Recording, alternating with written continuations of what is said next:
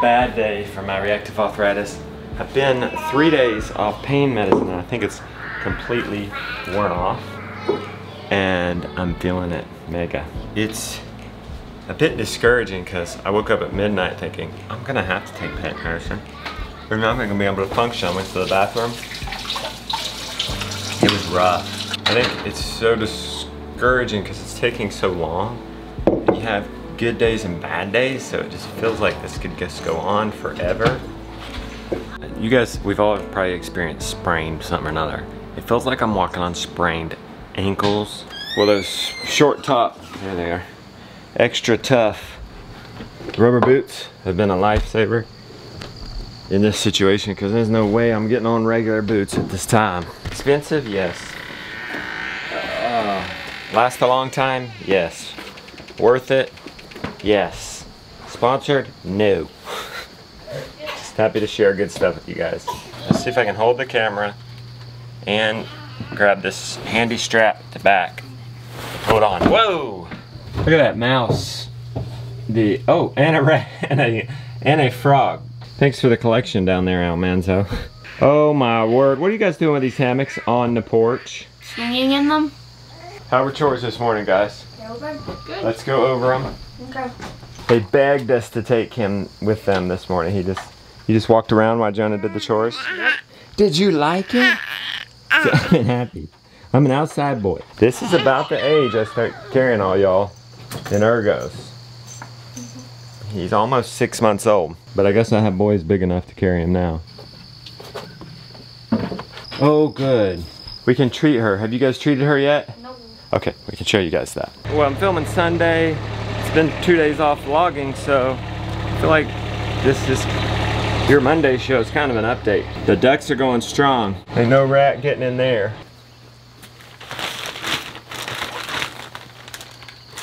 I just realized we do not have Gideon and Lily. I want them to be with me. I really do. But it's also trouble if they stay in the house because they'll wreck it. Hey, let's go, Big Bird. Where? Chores. Do you know where Gideon is? She's in Lily's room, I think. Okay, can you get him? All right, we got the Niños, Todos Niños, are in the south. We got the youngins. Come on, youngins. Cooling beefcake down. Gosh, so much has happened over the weekend. Jen, get us our, let's get a scoop of grain in there. We're gonna do a half a syringe full of apple cider vinegar. This is Animal Synergy product and Excel countdown for her. It's just herbs and essential oils. Okay, go ahead. Put it in there. You can probably pour the rest of that in there. What do you think? This is just overall support for her, an alternative to antibiotics. She gobbles it down. That's a good sign. This is going on day 3. So we started this Friday, did this Saturday, and we're now doing this Sunday. Because you notice something missing? It's what you call a gilt. She hadn't had any babies yet. Well, she had her first litter. Litter is a strong word though for what she ended up having, which was 2. You guys remember she had 1. We know going into it, first time farrowing, that's what you wouldn't have called having a babies in a pig world. It's a risk. That one, they don't have as many as they normally would later in life. They've got to at least nurture one. One has at least to survive to pass the test. And the one survived for 24 hours, nursed, but then she had another one, 24 hours apart. That's bad. Most pigs, from what I understand, have their litters within 6 to 8 hours, everybody, like 30 minutes between the babies at max. The bad news / good news is that we're gonna harvest her. The good news is we're out of our homegrown pork, mostly.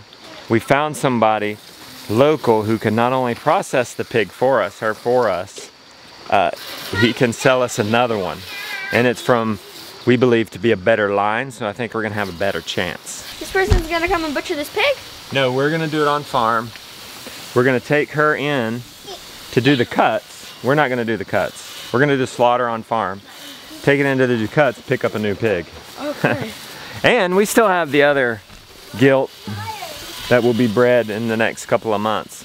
She's growing up, she's out in the forest. This is where our cows and sheep ran for a sacrifice paddock during the winter. We had planted squash, hoping to cover it up in beauty and not get any weeds. It didn't work because this was field dirt. It was highly compacted.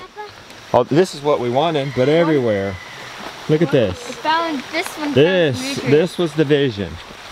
Look at that watermelon though. I wonder if it's ready. You're gonna get one. Wow. That's what we wanted. See the squash, see the watermelon, see the ground cover. That would have been a lot more beautiful than that, wouldn't it? Papa. And we'd have two things. We'd have a place for pigs and or cows and sheep, but also a garden. And rabbits.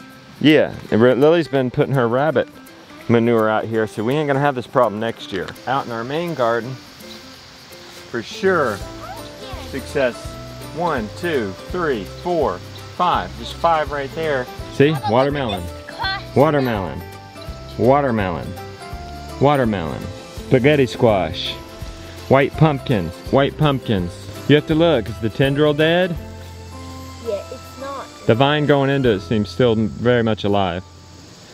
Well, There should be a tendril, is it dead? Yeah, there's a tendril, but I don't know. Yeah, it's not dead, I see it from here. There's this little spiral thing going into it, and that's supposed to die before you harvest. Ready to see the world's biggest? Yeah. Squash. Oh my gosh. Bring that here. A ridiculous zucchini. Enter it to the fair? Oh my god. Might win something. For sure. Doesn't Try look so to great. cure that one off. Cure that one and enter that. That's funny. This is kind of fun. The kids are having fun looking at the fruit. They're seeing where watermelon comes from, spaghetti squash. Having fun finding gigantic zucchini. This is what it's all about right here. Right here. Don't worry about eating it. That's fun too, but this is the journey is the destination. So what better is there to do than just to come out, breathe the fresh air, be with your kids, let them explore in the garden, find exciting things. The reward for their hard work, all this excitement. Mama, look. That's a zucchini. Oh my word! No. Huge. I was thinking the other day, I think I had a zucchini growing in there. Oh my word. We're entering it to the fair. We have at least 3 cloths, yeah. Brushes. This doesn't have a lid. We got the soap. Alfalfa. Uh-oh. We need more alfalfa in that bucket. Stud got into it yesterday. It's 10 past milking time. I was hoping they could have done that. Why am I not taking pain medicine? Because this is crazy. This is crazy. I'm walking on sprained ankles. We need the lid to the reservoir. I don't want to do things, Jerry. I heard that it Yeah. disappeared. Is it still in the sink? No, it's not. Is it up in It was missing yesterday too. They didn't never get it for us. Who you calling? No one? I hope not China. Found it. Down. Okay, so he found it. That wasn't that hard. That's definitely not where it goes, but here it is. Thank you. While I was getting the lid, I asked Josiah to get the alfalfa. He said he couldn't do it. He said he couldn't get down there and haul the alfalfa back up. I said, I know you can, because I know at least he could get Henry the cart and pull it up here. But I just wanted him to use the brain exercise of can, because can't never could and could did it all. Okay. About halfway up. Just about all we use anyway. How'd you get the alfalfa up here? I didn't fill it all the way up. That's one way. Good job figuring it out, buddy. You're a cooter. All right, everybody strap in, seat belts. You know how we're gonna cull that pig down there? You know, on the opposite end of the spectrum, we have Aunt Phyllis, our cow, who just had a baby and is right back in heat. We've had cows that we've had to put down because 6 months they didn't come back into heat, which means they couldn't get pregnant. Problem is, Stud Muffin is after her and he follows her and is not going to be separated. So my idea is to go ahead and herd them both over into the paddock, herd them all over, and then we'll herd Phyllis back. She'll lead and then we'll shut the gate. Well, we got one down. Let him go. Let Stud go too, okay? See how he just follows her? Ain't no separating him. Hopefully we can lead her back and then block him. Go, go, go, go. Perfect. hey, hey, hey, hey, hey, hey, hey, hey, hey, hey, hey, hey, hey, hey. Hey, hey, hey, hey. So why is he so crazy for them for when they're in heat? Y'all want to know who maybe don't know about cows? She comes into what you call heat. She comes into a cycle where she's ready to breed. It lasts about 3 days. It's a dance for about 2 days, 23 hours, and 59 minutes because she'll only stand for him for 12 hours. And then once he mate her, it takes seconds, not minutes, and then he's over it, and he's done, and he's done his job. That's why we like a bull. We know when she's in heat. He makes it very obvious. I can't see him because of your head, Josiah. He makes it very obvious, and we don't have to do any work. Just a little bit of management, getting her separated for milking. Back to the pain medicine. I talked to my Randolph, my friend, carpenter. He said he took the same medicine for, well, 3 times a week for his knees. Ended up destroying his kidneys, almost had to go on dialysis. Now he did take it 3 or 4 times a week for 10 to 12 years. It's probably funny that I'm freaking out after just taking it for 2 weeks. There might be something said in feeling the pain and respecting the pain. Pain is our friend. I've been telling myself that. Pain is not the enemy. Pain is our friend. It's trying to tell us something. Lily, you gonna milk standing up? Come on. There you go, get comfortable. We actually weren't gonna let her get bred. We were gonna graduate her, harvest her. She's getting older. She's only got 2 teats left out of 4. If you haven't tuned in a while, we're gonna keep little Maple. Maple was adopted by Flossie. She's not related to Stud, so that'll be good. She looks a lot, she has this build, which is excellent. Look how nice and hardy and big and not thin this cow is. I mean, you see this, but you should see some jerseys. This is normal. Some bones on a jersey, because they're bred for milk. They're not bred for meat. But she's thick for a jersey. She's got this big belly, little legs in proportion to her body. That's what you want. Maple's a little smaller too, which is good. Not as much impact on the land, doesn't eat as much. Yeah, it doesn't give as much milk, but I think I'd rather have the advantage of the other things. We're missing a cross fence right there to keep the cows down here. We're gonna have to get that from our yesterday's sheep net. I'll go do that while you guys milk. Can you do that? Yeah. Okay, I'm gonna say it. I can't. Like I can't squeeze to milk a cow. I mean, there are some things you just can't do. Now, could I milk the cow without the kids? So, you know, that's how we do it. The kids step up. That's how we don't put a can't in there. If I didn't have the kids, I'd probably just have dried them off, or I would get a machine. I would get a milk machine. It's not worth it for 2 cows, but it would be if you have arthritis. But I don't know if I would have been able to get a machine fast enough, I guess is what I'm saying. They're gonna milk, and we're gonna get one of these nets. If pain's our friend, it's trying to tell us something. Well, it's telling me to, you know, slow down, be careful when you walk down the hill, don't twist your ankle. We're hammering these corner posts in with a rock. Wow, this is compact. We have hammers.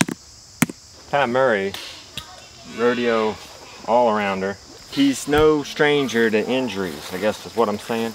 And Ty would say something about there being some value in feeling the pain for that reason, just to protect it, be in tune with your body. There's definitely a place for them, and I'm talking tough right now, maybe taking it by end of the day or tomorrow, because there is a place to, you know, I'm more irritated. Life is just no fun, and you can't walk around without pain. It's hard to kind of get stuff done. No shame if I change my mind. And no shame to anybody or judgment who takes them. You do what you gotta do. I'll stand by you. You wanna be natural, you gotta go conventional, I'll stand by you. I've been there. I have a hope that this coming Thursday we're gonna do something called Prolozone, which is an injection. some ozone, some other stuff into my wrists or my ankles. Whichever one's hurting worse at the time. Right now it would be my ankles. Can only do so many at once. So I'm hopeful for that. That's helped a lot of people with arthritis. Lily has milked that cow. She milked that cow in the time it took me to get one net. There's your girlfriend.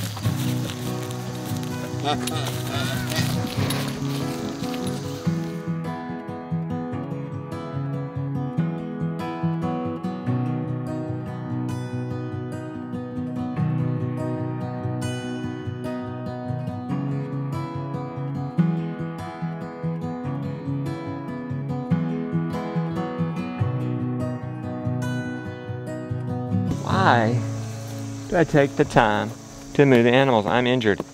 It's not an option. If animals are outside, they need to be moving. For cows and sheep, every day, at max every 3 days. Parasite pressure, recovery of the land pressure. If I didn't move these cows today and just let them have the whole pasture, I'm going to be set back years of the progress we've made, and will suffer in the future more than I'm going to have to suffer now to make it happen, to make it moving. Moving is so important for the animal's health, for the land's health. It's not an option. If they're not moving, this would happen to me and I didn't have kids, de-bedding, shoveling the manure in however I can with my forearm. This grass, it's ice cream grass, and it's not always been that way, and it's because we're going to get more from the same amount of land, just because when they move out, this has time to rest. You're gonna hear me harping on that, guys, over and over again, because I see it too often not happening. I think people get started with these backyard homestead books where everything's compartmentalized. Chicken run over here, garden over here, and they might not even be next to each other. They didn't even have the foresight to say chickens and garden would work great next to each other because they can feed each other. There's no connection in a lot of these conventional homesteading books. I'm thankful that we found permaculture and we found Joel Salatin. And my first cow book was Joel's, SALADBAR beef, and you moved them every day. And we moved our cows every day, and it wasn't this smooth at first. And we didn't know, are they getting enough, are they not? Still don't know sometimes. I'm gonna be harping on it a lot, guys, because it's something I see a lot of people doing. But it's also one of the easiest fixes and the biggest bang for your buck. Like, yeah, I mean, it takes an effort. Even if you have small acreage, small paddocks, little amount of animals, sacrifice area with deep bedding that they run into until the pasture has had enough rest to run them back out in the pasture. There's mixes of these things you can do. Look, no engine. This is my new electric Kubota. You might say, well, what are the right books? Intro to Permaculture by Bill Mollison. Small Scale Poultry Flock by Harvey Usry. That's on raising chickens and other poultry. SALADBAR Beef by Joel Salatin. That's for you're learning rotational grazing and growing out beef, but you can also apply it to cows to fill in the gaps for dairy cows. Keeping a Family Cow by Joanne Groman. You're not reading that for the management practices like the grazing or the deep bedding. Take from Joel Salatin on that. Take the other family cow aspects from Joanne Groman. Gardening, ELIOT Coleman, New Organic Grower. Gardening All Year Round, ELIOT Coleman's 4-Season Harvest. And you have the right books. Little Henry up on the porch. Hey, how's it going in here? It's going good. Oh my. Looks like we're cleaning out a freezer. Yeah. We're cleaning out a freezer. 1% every day. Ah. And I was like, oh, there's one freezer. It's kind of... That's bigger than 1%, babe. Well. One shelf of one freezer. I know. I'll let you finish your 15% change for the day. And then we'll go do my 1%. And we'll put wheels on that meat shaw. We've got our axle and brace on. I think our 1% is just to mount the wheels. Yeah. Today. What do you think, Jonah? Oh boy. Shouldn't take much. No, it shouldn't. We have EMT straps. They were laying all over the place. This one here, hopefully. I thought we put them all in that bag. You did. Okay. We'll get those and some screws. Hey, let's put more shims onto this. Once you screw that in, it'll pull it up. It seems really tall. I meant to only do 2 feet from the top of this. Well, we'll make sure. We were raising the meat shells so the birds will have more ventilation. I want me to hold it. But I don't want it to be too much because then they're more subject to aerial predators. They're a little more open and vulnerable. All right, we got it. Plus we leveled it up and I measured it. It is exactly 2 feet, but now that I'm looking at it, well, you don't look up here. Imagine this level. 2 feet might be too high, but it is what I measured for. We won't know until we try it. So we'll be trying it like next weekish for these ducks. We've had our supervisors. How'd it go? It's 1% change. I'm over it. It's getting. I'm ready to put these feet up. I know, you need to. We made our 1% change. Let's wobble on over there. A couple weeks ago, I couldn't move my wrist for Dr. Liebert. Yeah, so I think it is. I knew that a bad day was coming soon because you've had so many good days in a row. Yeah. It kind of feels like when's the other shoe gonna drop, but. The medicine wore off too. She told me it could last up to 93 hours. In his system? So well, now, I don't know. That's what the internet said. Now it's completely out. Mr. Google Pants, don't lie to me. Now to show Mom's 1%. She don't want to show you the wreck that is this loft. So I guess it isn't 15% when you think about it. If it's 1% if you're trying to go after the whole loft. Oh, whoa! It's totally free, open. Yeah, well, I put what nothing. was. I put what was in here in another freezer so I could work on it. You did keep. Okay. Well, that's good. Just in time for turkey harvest. Turkey and duck and geese can go in here. On today's episode of Burn It Up Cooking Show, Esqueleto, our lamb, crushing some garlic. Then like this, then like this. Just a little bit of olive oil because we're gonna have a lot of fat on the pork chops.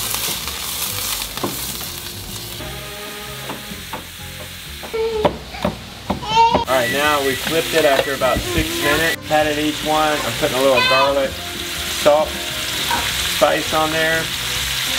This is where the onions and the garlic come in. This is all from our farm, by the way.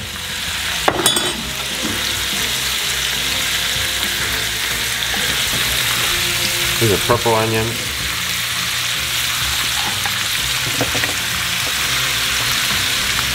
This was inspired by a Gordon Ramsay meal in 10 minutes. These are pork loins.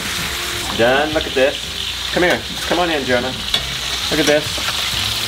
This is cray good. Cray beautiful. They're all at what, 135, 140. I was aiming for 135. Looks like a homesteader's meal, lunch right there. I know, right? It's so good. Split open tomatoes, salt and pepper, and onions, garlic, and lamb from the land. Mm. Oh yeah, it's all That's from. all from the land. It's all from here. I did eat a pickle, but I didn't raise the salt. I tried to ferment pickles this year and it didn't work out. So. That's right. And then my cucumber plants died. I would be joining you. Well, I'll sit down with you, but I've been nomading. Feel best on 1 meal a day. Yeah. Low inflammation. Well, we can work on the Need a lot of animal, huh? We can work on the webinar. Yep. We got a webinar, Abundance Plus webinar tonight. We're gonna let y'all go.